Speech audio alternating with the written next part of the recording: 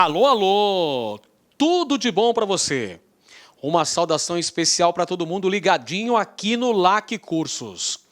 Chegando aqui na área o professor Edenilson para trazer mais uma grande aula para você. Desta vez a gente vai falar sobre Canudos.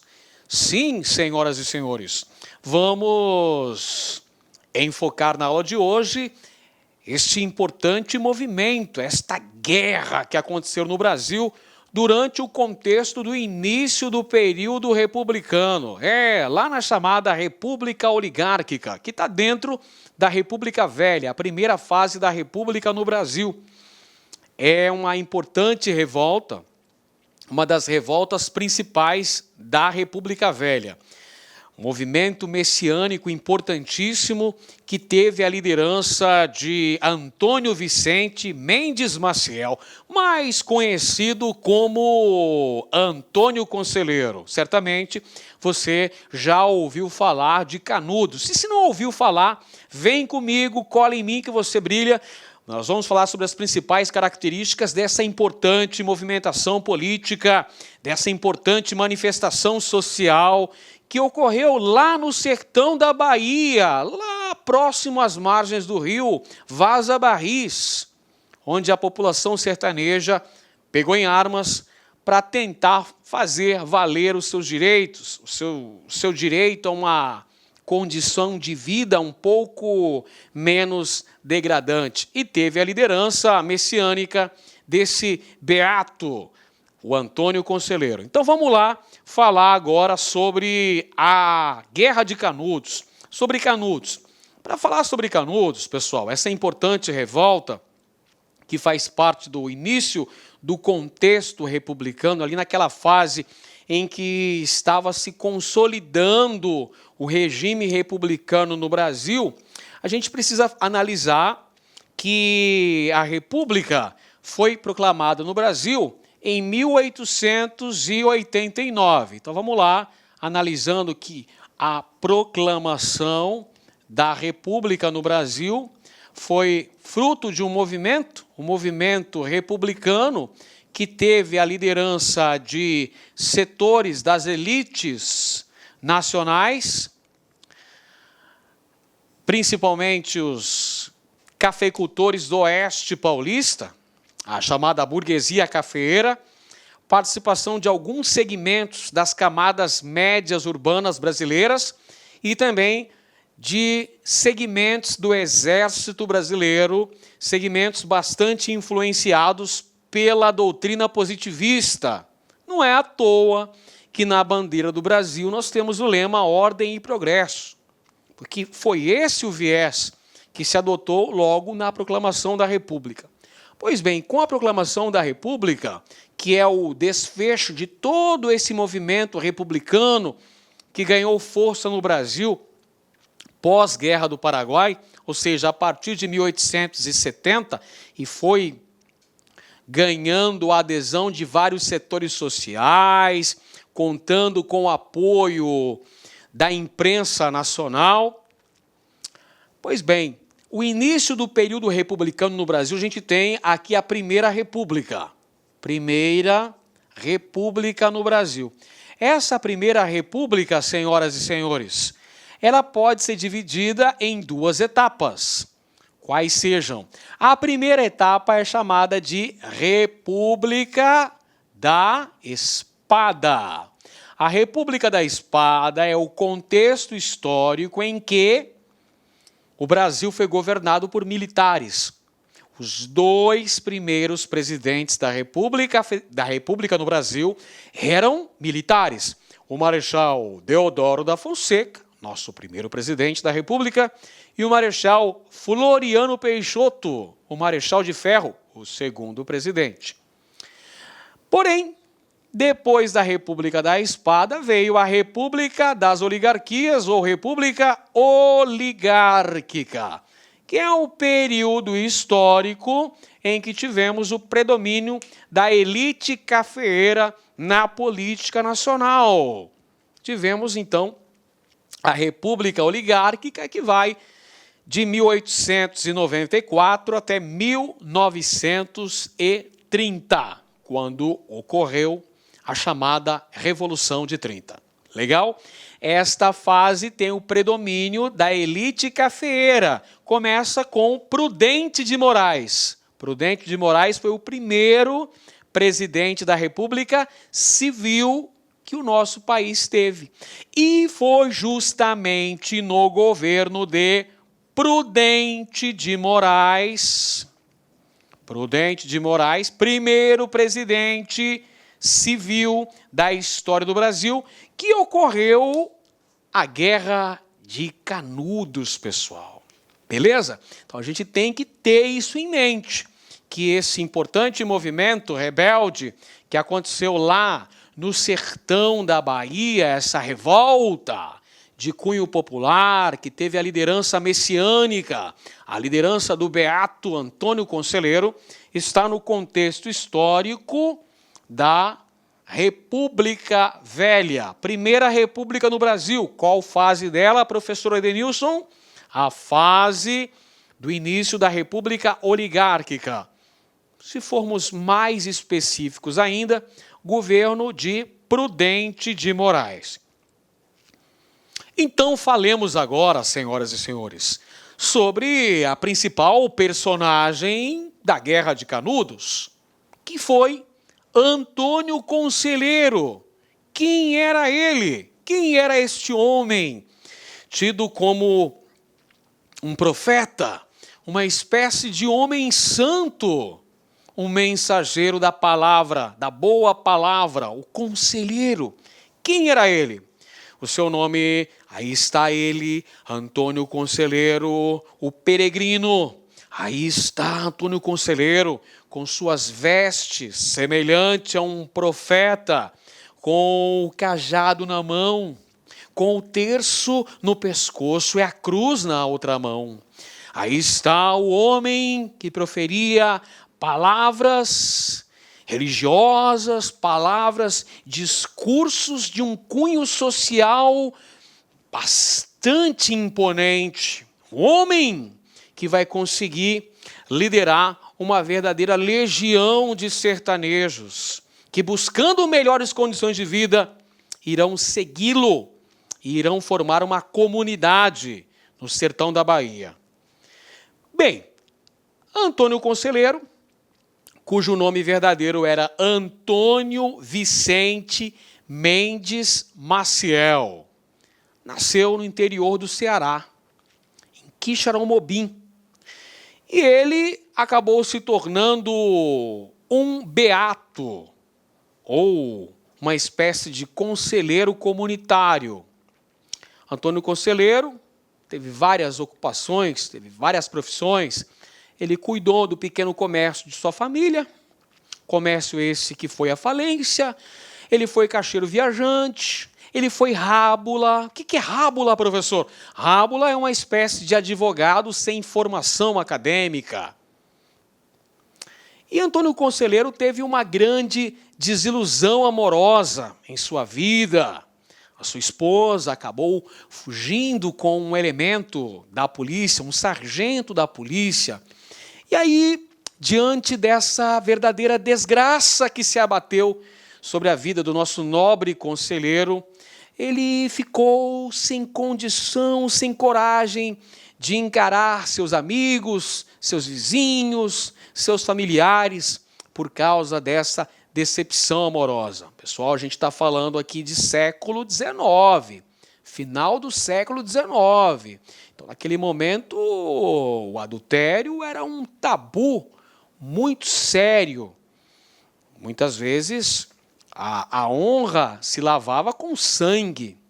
Então, o Antônio Conselheiro, ao sofrer essa tremenda desilusão amorosa, resolveu, então, se recolher no interior do território, vivendo como uma espécie de eremita, um tipo de um ermitão, vivendo sozinho, passando longas temporadas, vivendo no interior das matas. Fazendo o quê? Estudando a Bíblia, se dedicando ao estudo das Sagradas Escrituras. E quando retorna ao convívio social, aquele homem de vestes semelhantes à de um profeta, a de um sacerdote, um homem que prega em praças públicas passagens da Bíblia e que procura insuflar a população contra a República, contra os pesados impostos deste novo governo recém-instalado no poder. Aquele homem consegue arregimentar uma verdadeira multidão. Aquele homem começa a rebanhar os fiéis, as pessoas que estavam compadecidas daquele grande sofrimento propiciado pela seca, pela miséria, pela exploração dos coronéis na Bahia, no Ceará, no sertão do Nordeste. E essas pessoas, ouvindo essas pregações do nobre conselheiro, começam a segui-lo, começam a acreditar naquelas boas palavras, aquelas promessas de uma vida boa, naquela característica mística, messiânica, pregada pelo Antônio Conselheiro. Ele tinha enfáticos discursos.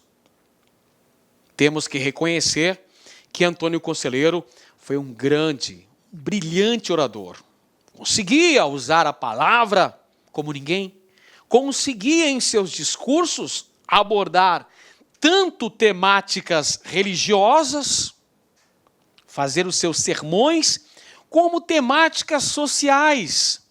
Nessas temáticas sociais, Conselheiro pregava contra o governo da República, pessoal. Ele criticava o governo republicano, vendo a República como a obra do tinhoso, a obra do capiroto, a obra do demônio, a obra do cão, nas palavras de Conselheiro. A República é o governo do cão. Veja, demonizando a República, um governo que, como vimos, havia se instalado há pouco tempo no Brasil, naquele contexto, final do século XIX. Conselheiro criticava veementemente a separação entre Estado e Igreja. Você sabe muito bem que com a proclamação da República no Brasil, ocorreu o estabelecimento do Estado laico, ou seja, houve uma ruptura entre Estado e Igreja. Durante o período do Império, enquanto vigorou a Constituição de 1824, o que é que a gente tinha? A gente tinha o sistema do padroado, onde a Igreja Católica Apostólica Romana estava atrelada ao Estado. Com o advento da República, isso muda, minha gente. Há um rompimento entre Estado e Igreja. Há o estabelecimento do Estado laico. E Conselheiro, evidentemente, por ser extremamente religioso, extremamente católico, não aprovou essa mudança. Por exemplo, Conselheiro era muito contrário ao casamento civil. Ele defendia que o casamento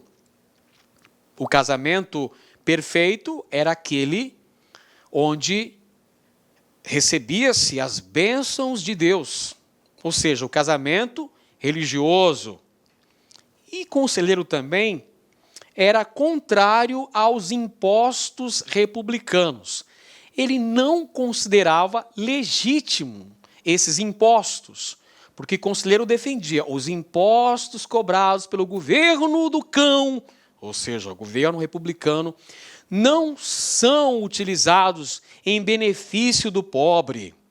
Ele enfatizava isso em seus discursos, que o governo espoliava a população, que o governo explorava violentamente a população, cobrando impostos elevadíssimos e não revertendo esses impostos para a melhoria das condições de vida dessa população sofrida, castigada pela seca, castigada pela exploração dos poderosos coronéis do Nordeste brasileiro.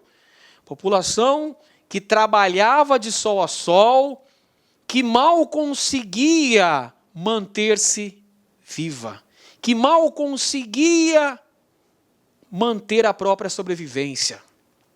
Parece que estamos falando de uma época atual, não é mesmo, pessoal? Mas estamos falando aqui do final do século XIX.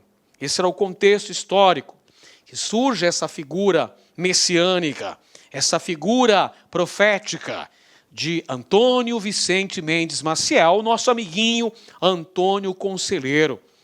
Sem dúvida, a principal liderança do movimento de Canudos é Antônio Conselheiro. Este em questão que vemos nesta imagem. Antônio Conselheiro, um beato, que liderou esse importante movimento. Se analisarmos que ele conseguiu arrebanhar junto a si cerca de 25 mil pessoas que vieram a formar uma comunidade onde os preceitos religiosos eram tão importantes, tão caros, que ameaçou os poderosos da Bahia, os grandes coronéis, o poder da própria Igreja Católica e até mesmo o governo republicano, que via em Conselheiro um fanatismo religioso, um antirrepublicanismo que precisava ser contido, que precisava ser punido de forma exemplar. Bem, vamos entender então como é que se formou o Arraial de Canudos. Está aí na imagem, a gente tem o nosso grande Antônio Conselheiro conduzindo seus fiéis, não é? E com suas profecias importantes.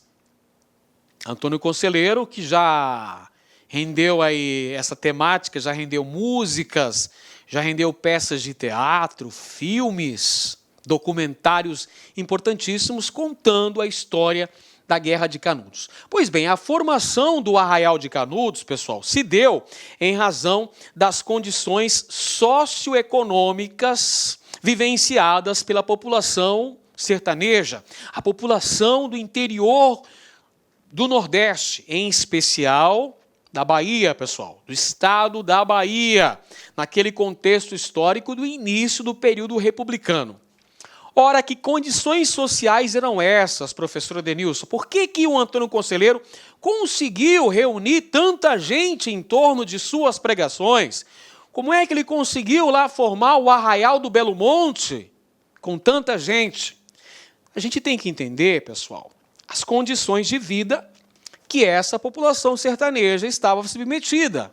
Então você tem aqui o problema da seca. A seca, problema seríssimo, problema gravíssimo que assolou boa parte ali daquela região do Polígono das Secas. A seca foi extremamente excludente, causou muitos problemas na região. Além da seca, como se já não bastasse a seca, tem o problema da miséria.